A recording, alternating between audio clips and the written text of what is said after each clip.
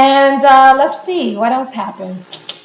Okay, so after that, I ended up, since I struggled with alcoholism, I took, God blessed me with people to help me, and I got support and I got help. And I don't know why I'm playing with my hair. I got help, and things worked out. It was not so bad.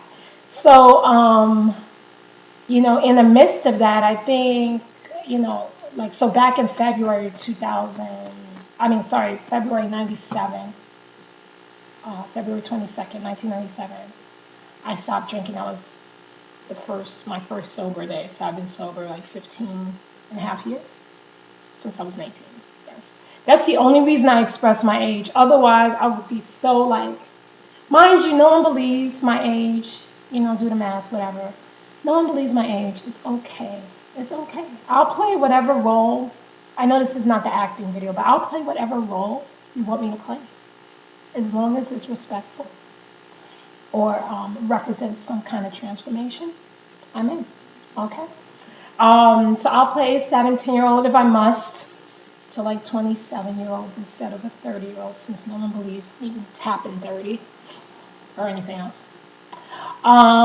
So pretty much, I went ahead and I got a record deal. Believe it, like at 19, what's that? 19 years old, I got a record deal in Germany overseas, and it was a 2-year deal, and I flew back and forth for 2 years, like I said, 99 and 2000, doing music, and it was amazing. It was really an amazing experience. I definitely got really spoiled those days. A lot of stuff like entitlement started coming on. During that time, I didn't know much about the music industry, and actually something amazing happened to me. I was one of the days that I was flying back from Germany, I bumped into the Lionel Hampton band. So for some of you younger cats who don't know, the Lionel Hampton band is this amazing, legendary jazz band that was semi-big band, I believe, but that was led by the only Lionel Hampton. Google him, YouTube him, phenomenal. Anyway, and they're known for a lot of people, I guess, in the younger age group or my age group would know the Lionel Hampton band from when they played with Bill Clinton when he was playing the saxophone and stuff. He was playing with a band. It was a Lionel Hampton band. So, and conveniently, when I bumped into them, one of the members had the newspaper clip in his pocket. Really? Okay. So, anyways, to prove he was from the Lionel Hampton band, he sat with me on the plane ride. It was like a 9-10 hour plane ride from Germany.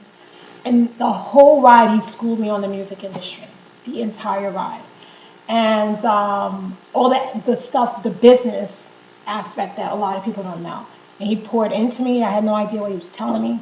Started writing down these books he told me to read on like the business of music and confessions of a record producer and Kashif's book, everything you better know about the business or something, music business or something like that.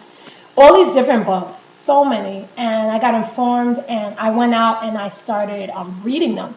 Now, as I was reading them, I started noticing some not so good information on my contracts that didn't match with what was supposed to be or what I should have been negotiating against.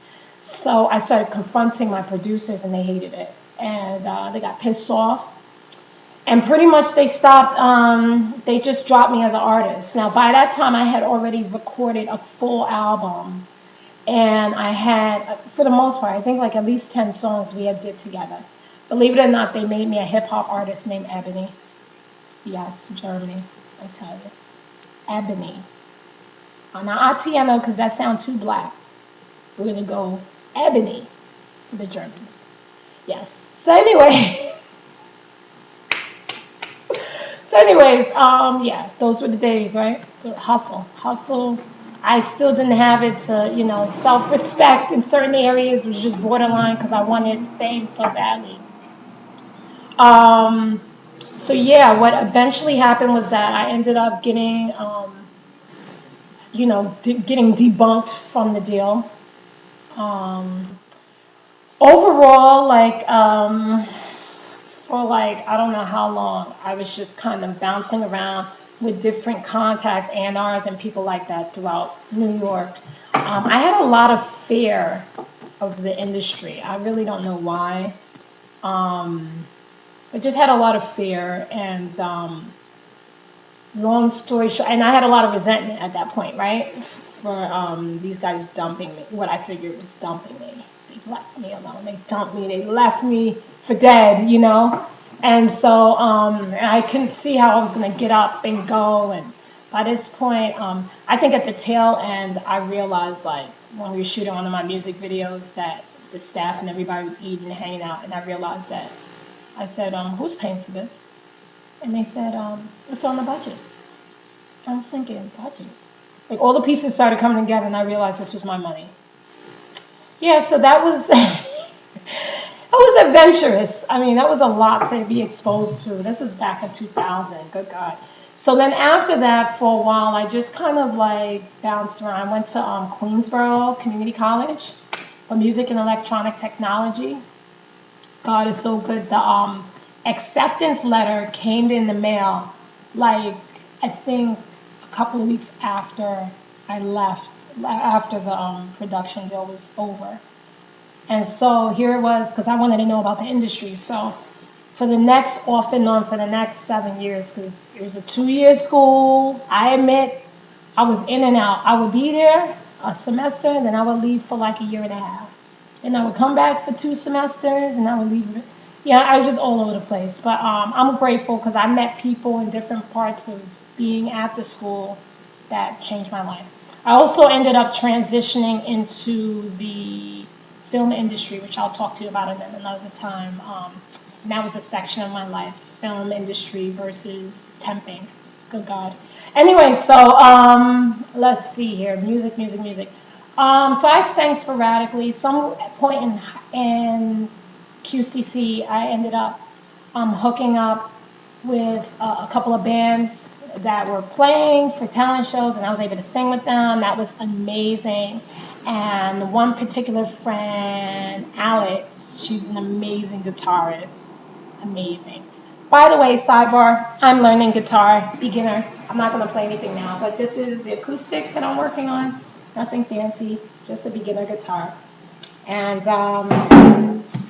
I also have, well, I don't have this. This is actually my brother's. He would kill me to see me playing with this, but prayerfully he will allow me to practice some rock, some blues on his jammy, and just in general, I learned how to be a sound engineer. I started working at Jive Records at their Battery Studios. That was a lot of fun. I missed the internship there, and I became a sound engineer, which kind of transitioned me into film, which I'll explain another time. Okay, so anyways, let's see, what else happened? Okay, so after all of that, pretty much, I went ahead and, oh my gosh, there's like a truck going by. Sorry guys, you have to wait. Really? I mean, really? Okay. One thing you learn about me is I have little to no patience. It's really a horrible thing. I really have to work on that, especially, the word it talks about love is patient, love is kind. And practicing love is challenging. So, yeah, basically the rest of the next, like the OOs and O1s and all that good stuff, basically the rest of the time I've just been doing all kind of random gigs and getting into all sorts of the arts. But sometimes I would perform with the band by Alex, which was really cool. And eventually God led me to this church in Brooklyn, NBT, New Baptist Temple. They're over on Skimmerhorn and 3rd Avenue, downtown Brooklyn. So I started going there, and it really changed my life. I'll tell you more about that in my testimony video. But yeah, so for the most part, it was really great. I learned from worship leaders like Monty and Shelly, but and Pastor Edwin, Megan. I learned from these guys about to be a strong leader. I needed to be a stronger follower, and I came in with so much pride. Like I didn't know the difference between performing and worship, and so it took a long time. But one day I'll share with you guys that journey. For now, I'm just really happy you're here. I'm really happy to have shared a small portion of my singing story with you. And presently today, I sing everything from opera. I don't know. Every once in a while I rhyme. It's rare. It's rare. But opera, hip hop, R&B. I guess I could do house if I wanted to. Gospel, jazz, big jazz foundation. Thank you, mom and dad, Mickey and mommy. And let's see. I sing almost everything. The only thing I don't really sing is country. And it's very few songs that I do. Like I'll sing Bonnie Raitt, or I'll sing something that's a little more folky. But country, no, no, no. Anyway, love you guys. Realized I wasn't looking at the camera. I was looking at the little screen below through most of this video. But still learning. Very excited. I was using my little, what do you call this? Well, actually, this is my brother's, like the lighting thing. I don't even know what it's called. It's like a reflector thingy. So I was playing around with that today. That was pretty cool. And have a lot of little techie things around that will eventually be our home studio, production studio for this channel. Everything's in its humble beginnings. So hopefully one day soon you'll get to meet my brother, you'll get to meet some of my friends, and you'll meet my pets, Misty and Trix. That's a whole nother story. But bye guys, I'm excited, and I hope my story helps somebody or inspires someone or just is interesting. Okay, God bless.